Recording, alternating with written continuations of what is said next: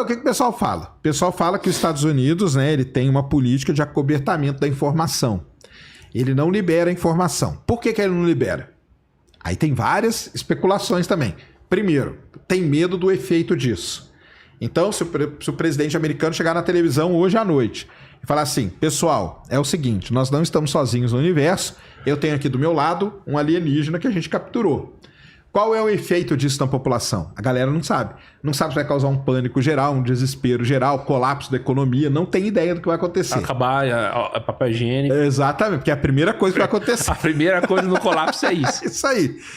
E eles também dizem, né, a galera que estuda isso aí, que eles têm medo, por exemplo, de divulgar isso e um outro país ir lá e copiar a tecnologia alienígena. Porque existe a teoria de que os alienígenas foram capturados, as naves foram capturadas e o que acontece? É feita engenharia reversa na nave. E isso daria aos Estados Unidos um poder bélico gigantesco em relação a qualquer outra potência. Então eles não divulgam por segredo militar. Então, ou é por segredo militar ou para a população não saber. E aí fica nessa, cara. Então, e isso só alimenta o quê? Só alimenta o mistério em cima desse fenômeno, que já é misterioso, e aí ele acaba ficando mais ainda.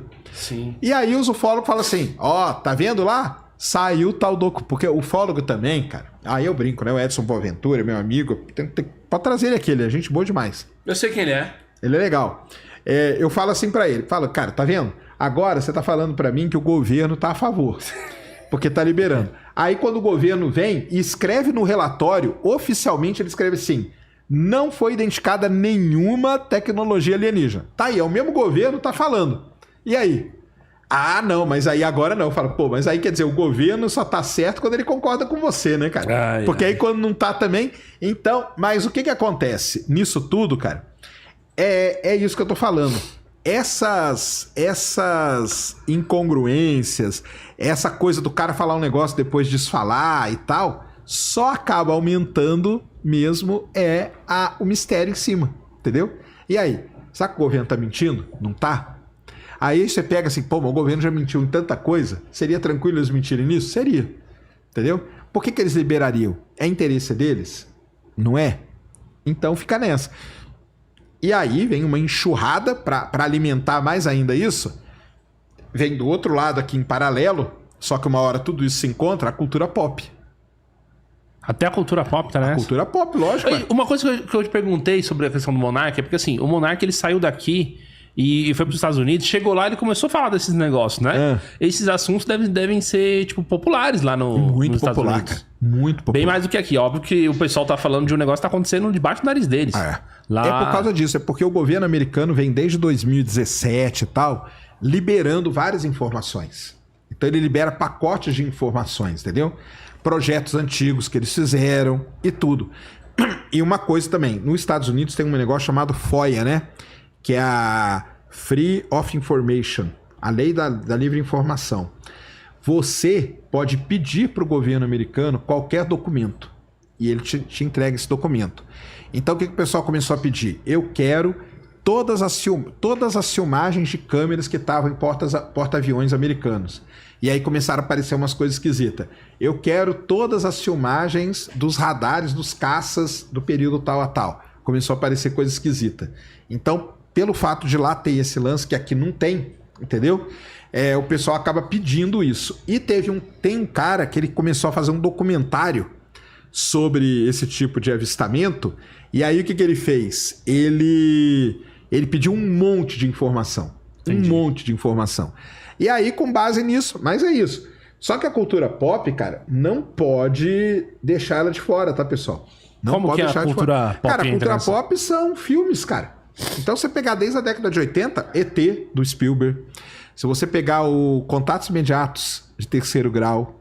Se você pegar toda a série Alien, tudo bem que tem muita coisa, é tudo uma fantasia, mas também ajuda. Se você pegar Cocoon, entendeu? Que é da década de 80 também. Uhum. Se você pegar Independence Day, que aí o cara mostra a Área 51. Ah, por que o cara tá mostrando a Área 51? É porque tem alguma coisa, cara. A Área 51 existe da forma como ela é passada? Tipo, então, um lugar aonde... Não é, cara. A Área 51 é uma base militar americana que fica ali no estado de Nevada. E o que acontece na Área 51? É onde são desenvolvidos os armamentos mais modernos dos Estados Unidos. Aí qual que é o argumento da galera da ufologia? Tá vendo? É porque lá tem os alienígenas, eles estão usando a tecnologia alienígena para desenvolver. Mas, por exemplo, o B-2, aquele caça B-2, foi desenvolvido lá. Quando ele fazia teste, o pessoal olhava para aquilo, cara, já viu o B-2 como que ele é, né? O B-2 ele não parece um avião, ele parece uma asa delta voando. O cara olhava para aquilo lá e falava o quê? Cara, eu vi um OVNI de forma triangular. Esse era o relato. Na verdade, nada mais é do que o B-2 que estava sendo desenvolvido, entendeu? Então, a Área 51 é isso. Só que tem toda uma mística na Área 51. Aí a cultura pop ajuda, Independence Day, coloca os ET lá na Área 51 e tal. Quem não se lembra, né? Eu falo tudo isso na minha apresentação que faço no teatro. Quem não se lembra, escreva aí no chat quem era nascido em 95, 96... quando no Fantástico apareceu a famosa autópsia do Alien, cara. Você não lembra disso, Não né? lembro, não. Eu vi isso ao vivo. Tava lá. Eu vi isso ao vivo. Procurem aí no YouTube a autópsia do Alien no Fantástico. O Fantástico, no horário nobre do domingo, ele mostrou um alien, que era um suposto alien, e o médico cortando ele, tirando o olho do alien fora, fazendo um corte aqui, as tripas do alien, tudo pra fora. Isso na televisão brasileira, domingo à noite, galera. E qual que é a explicação, Sérgio? A explicação disso é uma das maiores fraudes da história. Anos depois, o Fantástico pediu desculpa publicamente por ter divulgado aquilo lá. O dia que a Globo assumiu que estava errado. Pediu desculpa. 20 anos depois. Acho que foi em 2006 que eles pediram desculpa. 20 anos? Foi 2016, 20 anos. Mas o médico tava com o quê, então? Cara, não, o boneco? Era um boneco. Era um boneco. Porque aí o que acontece? A ufologia, ela passa por isso. Aí, por exemplo, cara, pô, tá hypado, não tá? Que a gente tá falando? É. Quer saber, cara? Vamos fazer um boneco aqui, entendeu? A gente filma, a filmagem é meio preta e branca, meio ruim, entendeu? E aí a gente coloca aqui um médico aqui cortando. Foi isso que fizeram na década de 90. O negócio de alienígena tava bombando também. E aí isso é uma das maiores fraudes da história, que foi passada ao vivo, não é, né? Porque o Fantástico é gravado, mas enfim. Foi passado na televisão brasileira, domingo, 10 horas da noite, pra te preparar pra segunda-feira. Mas os caras estavam com o alien, então eles estavam cortando o alien, dizendo, ó, aqui o órgão, o olho, as tripas. Então, mas é porque era tipo cheio de corte, né? A filmagem, né? Depois pode pegar aí. Tem no YouTube ela. É famosíssima. Quem apresentava o Fantástico era Fátima Bernardes, cara. Fátima Bernardes. Ela era que apresentava. Então começa com o alien deitado assim, e aí corta pro médico. Depois corta pro alien e já tá com um corte. O médico era médico mesmo. Cara, não dá não era nada. Era um cara vestido com uma roupa de médico, entendeu? Mentira, até no médico. Mentiram em tudo. Não, montaram uma cena, fizeram como uma cena de um filme, entendeu? Só que eles venderam aquilo como realidade. E o Fantástico pegou aquilo e jogou na televisão falando que era real. Vocês vão ver agora a autópsia de um alienígena. Ah, entendi. Os caras da ufologia que fizeram. Não foi a Globo. Ufologia. Não foi a Globo, não. Essa aí era uma fita, era famosa, sempre tem uma fita. Depois eu falo que a história da ufologia sempre tem umas coisas que são meio misteriosas. Sempre tem uma fita que foi divulgada, que foi achada e pá.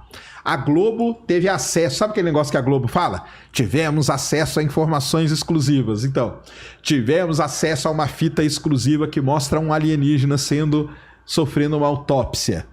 Então foi uma galera da ufologia que fez, mas o Fantástico divulgou como se fosse real, cara. Entendeu? E a Fátima Bernardes ainda fala assim, nossa, porque aí tem uma outra cena que mostra a perna do alien quebrada. Aí é muito tosco, cara. Aí ela fala assim, olha, ele tá com a perna quebrada, a nave dele deve ter se acidentado. Meu Deus, cara. Cara, é um negócio terrível. Fala aí, chat, quem viu o Fantástico, quem já viu a autópsia do alien no Fantástico? Tem que olhar, tem que ver, cara. Isso aí é um clássico que todo mundo tem que ver. Tem acho que 3, 4 minutinhos só. Entendeu? Mano, que brisa, né, velho? Não, cara, isso aí fez muito sucesso. Todo mundo no dia seguinte só se falava da autópsia do ET. Era a época que o Fantástico tinha uma grande audiência, 90% do pessoal via Fantástico. No dia seguinte... Sim, nessa época não tinha concorrência. Era no máximo... Não tinha internet direito, não tinha... No máximo o Silvio Santos ali. Mas não, o Fantástico liderava, cara. Liderava. Sim. Então, no dia seguinte, cara, foi todo mundo comentando sobre a autópsia. A autópsia do ET, e a autópsia do ET, e a autópsia do ET. Imagina os médicos, imagina os cientistas, cara, então. E nossa, cara, o pessoal ficou louco. Falou, que autópsia, cara? Não existe. Aí o pessoal começou a analisar. Se fosse hoje, rapidamente o pessoal descobria quem fez. Mas como era naquela época, né? Era muito mais difícil. Isso aí perdurou por muito tempo. O Fantástico, anos depois, pediu desculpa publicamente, falando, ó, nós erramos aqui, papapá, entendeu?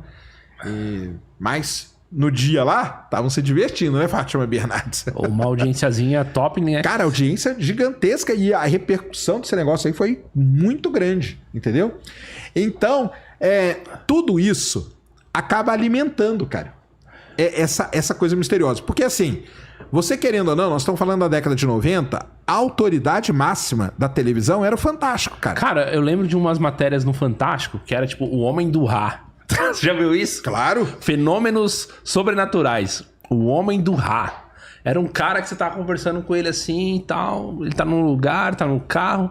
Aí daqui a pouco, aí aparece uma luz. Aparece assim. uma luz. É famosíssimo. São os ilusionistas, né? Isso, exatamente. Que usam as coisas. Não, gente, a gente vai ver aqui um caso de sobrenatural. O Homem do Ra.